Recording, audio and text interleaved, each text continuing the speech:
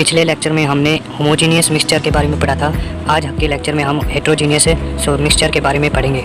Heterogeneous mixture को हम विषमांगी मिश्रण कहते हैं। जब दो से अधिक सब्सटेंस मिक्स होते हैं तो वे अच्छी तरह से मिक्स नहीं हो पाते हैं, उन्हें हम अलग अलग देख सकते हैं। जिन मिक्सचर को हम अपनी आंखों से सेपरेट कर सकते हैं उन मिक्सचर को हेट्रोजीनियस मिक्सचर कहते हैं।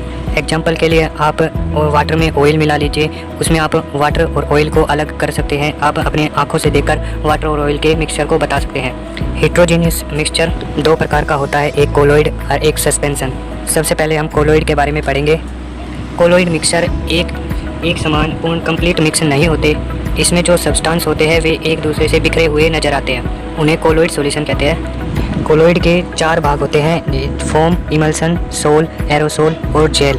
आइए अब टेबल के जरिए हम जो कोलॉइड है उसके भाग को डिस्कस करें। आप टेबल में देख रहे हैं कि हमारे पास कुछ पार्ट दिए हुए हैं कोलॉइड के, और वो है फॉर्म ऑफ कोलॉइड सॉल्यूशन। और जो ये इस दूसरी रो में आप देख रहे हैं वो क्या है, डिस्पर्स्ड फेज है, जो कि होता है इंटरनल फेज।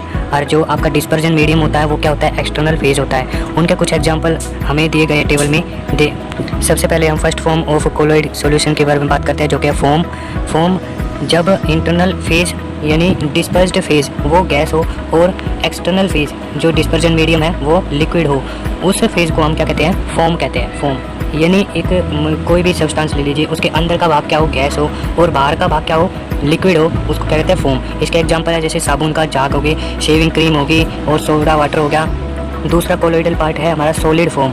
सॉलिड फॉर्म में हमारा इंटरनल जो फेज होता है, इंटरनल शेप वो इंटरनल फॉर्म होती है, वो क्या होती है, गैस होती है। और बाहर का जो एक्सटर्नल फेज क्या होती है, उसकी बाहर की परत कैसी होती है, ठोस होती है, जैसे कि केक, ब्रेड होते हैं, प्यूमिक पत्थर होता है। अगले जो टाइप है एरोसोल है। एरोसोल में इंटरनल पार्ट क्या होता है, लिक्विड होता है, और बाहरी क्या होता है, गैस होता है। इसका एग्जांपल है जैसे धुंध हो गया, हेज, कोहरा, बादल। अगले टाइप है इमल्सन। इमल्सन में अंदर का भाग क्या होता है, द्रव यानी कि लिक्विड, और बाहर का भाग भी क्या होता है, लिक्विड, जैसे दूध, क्रीम, मक्खन, और जल में तेल। ये दो प्रकार के होते हैं, वाटर इन ऑयल और ऑयल इन वाटर। इसके एग्जांपल आप स्क्रीन पर देख रहे हैं। अगला पार्ट हमारा जेल। जेल का जो इंटरनल फेज होता है वो लिक्विड होता है, और एक्सटर्नल फेज होता है वो क्या होता है, सॉलिड।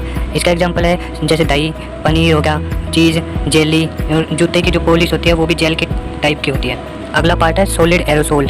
सॉलिड एरोसोल में इंटरनल पार्ट क्या होता है, सॉलिड होता है, और एक्सटर्नल पार्ट क्या होता है, गैस होता है। इसका एग्जांपल आपके स्मोक यानी धुआं और धूल होगी, जो पार्टिकल होते हैं वो एयर में, वो एग्जांपल है। अगला पार्ट है सोल। सोल में इंटरनल पार्ट क्या होता है, ठोस मतलब सॉलिड, और एक्सटर्नल क्या होता है, लिक्विड। देखिए अब जैसे रंग होगा, पेंट होगी, और जैसे गाढ़ा जो चीज़ होती है ना वो कोशिका तरल यानी कि सेल लिक्विड, और इंक होगी, इंक भी सोल का ही एग्जांपल है। अगला जो है फॉर्म है हमारी सॉलिड सोल। सॉलिड सोल में क्या होता है, दोनों सॉलिड होते हैं, इंटरनल भी और एक्सटर्नल भी, मतलब डिस्पर्स्ड फेज भी सॉलिड और डिस्पर्जन मीडियम भी सॉलिड। इसमें सभी सॉलिड आ जाएंगे। मिश्र धातु होगी जैसे कि, और रंग कांच हो गए, और अपने ये डायमंड। और अगला जो पार्ट हमारा कोलॉइड का हेट्रोजीनियस मिक्सचर का वो है सस्पेंशन। सस्पेंशन है क्या, इसको हिंदी में निलंबन कहते हैं। सस्पेंशन में क्या होता है कि इसमें बड़े बड़े पार्टिकल होते हैं, वो जो लिक्विड सॉल्वेंट में घुलते नहीं है, कम्प्लीटली घुलते ही नहीं है। वे क्या होते हैं कि जैसे लिक्विड में हमने डाले बड़े पार्टिकल्स, और वे क्या होंगे, नीचे जाकर बैठ जाएंगे, लिक्विड के नीचे जाकर तलहटी में बैठ जाएंगे। इस प्रकार के सॉल्यूशन को देखने के लिए हमें स्पेक्ट्रोस्कोपी की जरूरत नहीं पड़ती है, हम अपनी आंखों से ही देख सकते हैं। सस्पेंशन मिक्सचर को फिल्टर पेपर की सहायता से अलग किया जा सकता है। जैसे आप पानी में बालू रेत डाल दीजिए, उसका मिक्सचर बना लीजिए। अब उसको फिल्टर पेपर की सहायता से अलग करने की कोशिश कीजिए, आपको पानी और बालू रेत वो अलग अलग हो जाएगा। सॉल्यूशन से संबंधित कुछ इंपॉर्टेंट वर्ड्स है, उनको समझना बहुत महत्वपूर्ण है। पहला जो वर्ड आता है हमारे पास आता है सोल्युबिलिटी, उसे कहते हैं विलेयता। विलेयता होती क्या है, जब आप एक कंपाउंड को दूसरे कंपाउंड के साथ मिलाते हैं तो वो उसकी कैपेसिटी, उसकी क्षमता कितनी है कि वो मिल सके, वो क्या होती है, उसकी सोल्युबिलिटी होती है। हर एक लिक्विड की, हर एक जो कंपाउंड्स हैं उनकी सोल्युबिलिटी अलग अलग हो सकती है।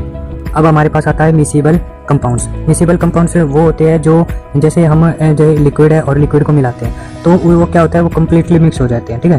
तो ऐसे ही कंपाउंड्स और कंपाउंड्स को मिलाएंगे, अगर वो कम्प्लीटली मिक्स हो गया तो क्या कहते हैं, मिसिबल कंपाउंड्स कहते हैं। अगर इमिसिबल क्या होता है, इमिसिबल होते हैं जो कम्प्लीटली मिक्स ना हो, ये मिसिबल का उल्टा होता है। अगला जो वर्ड है हमारे पास, कंसंट्रेशन ऑफ सॉल्यूशन यानी कि विलयन की सांद्रता।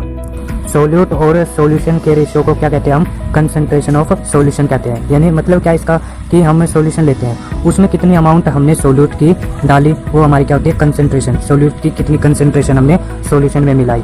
अगला जो वर्ड है हमारे पास कंसंट्रेटेड सॉल्यूशन। कंसंट्रेटेड सॉल्यूशन सांद्र विलयन होते हैं। सांद्र विलयन होते क्या है भाई, जब हम सोल्यूट को सबसे ज़्यादा मिलाते हैं सोलवेंट से ज़्यादा हम सोल्यूट मिलाए तो उससे सॉल्यूशन को क्या कहते हैं, कंसंट्रेटेड सॉल्यूशन।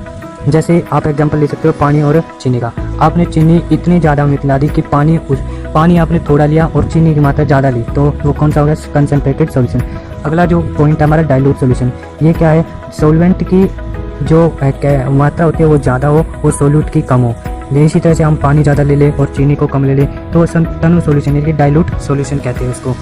अगला जो वर्ड आता है हमारे पास सैचुरेटेड सॉल्यूशन आता है, संतृप्त विलयन। संतृप्त विलयन यानी कि सैचुरेटेड सॉल्यूशन है क्या, सैचुरेटेड सॉल्यूशन वो सॉल्यूशन होता है जिसमें हम सोल्यूट की अमाउंट ज़्यादा ना मिला सके लिक्विड में। जैसे वही एग्जांपल ले लीजिए चीनी और पानी का। आप पानी एक अमाउंट ले फिक्स कर लीजिए पानी की और चीनी को बारी बारी मिलाते रहिए, 1 चम्मच 2 चम्मच 3 चम्मच, फिर मिलाते रहिए, फिर चौथी चम्मच के लिए फिर मिलाइए, तो एक टाइम ऐसा आएगा कि वो चीनी उसमें घुलना बंद हो जाएगी। तो वही जो सिचुएशन होती है, वही जो पॉइंट होता है वो क्या होता है, सैचुरेटेड सॉल्यूशन होता है। अगला जो वर्ड है अनसैचुरेटेड सॉल्यूशन, असंतृप्त विलयन। वो सैचुरेटेड सॉल्यूशन से पहले की कंडीशन होती है, जैसे कि वर्ड से ही पता चल रहा है कि हमारे सैचुरेटेड पॉइंट आने से पहले ही मतलब जो वो स्टेज होगी, कंडीशन होगी, वो क्या होगी, अनसैचुरेटेड सॉल्यूशन। मतलब कि उसमें सोल्यूट हमें और मिला सकते हैं। आज का लेक्चर हमारा यहीं पर समाप्त होता है। Thank you.